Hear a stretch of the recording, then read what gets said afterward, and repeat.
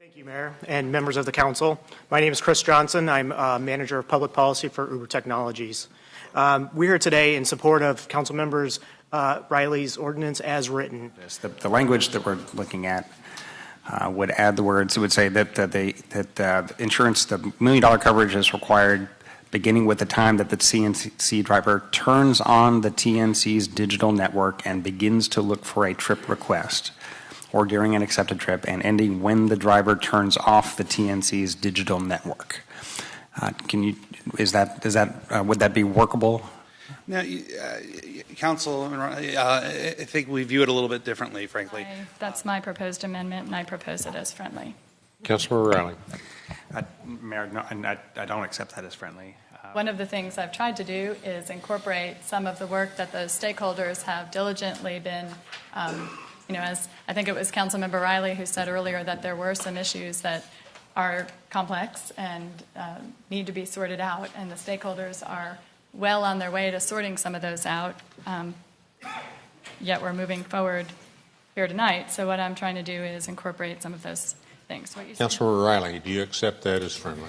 Well, I'd like to ask representatives of either Uber or Lyft to step forward and address that. This has been a subject of some discussion. I understand there are concerns about it, and I'd just like to ask Ms. Mims or an Uber representative to address it. We believe our drivers are the safest on the road. And I see an Uber representative standing right there. Is there anything that Uber does differently in this regard, or any other arguments that Uber would like to advance? No, I would just reiterate it. We use a separate third-party company called Hirees. First, I assume you're asking that it be considered friendly? I am. All right, Councilmember Riley? No, that's not. So It's not friendly. So I will propose those both as friendly. On the data reporting, that was a subject that was discussed. I actually raised that question myself. And if I could just ask representatives from or Ms. Mims or representatives from Uber, why can't we get monthly reporting as opposed to quarterly reporting? We would prefer quarterly reporting. Go ahead. Ms. Mims?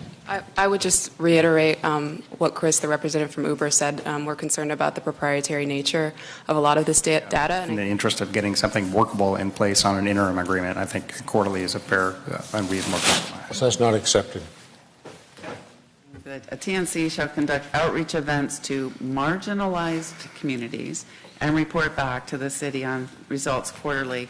I guess my first question is, how are the TNCs going to understand what marginalized communities are? And then also, to get a goal in here would be helpful. And this is something that has come up in other cities, and I guess I would invite anyone with either Uber or Lyft to come up and provide and shed some light on this. I see Ms. Mims with Lyft approaching.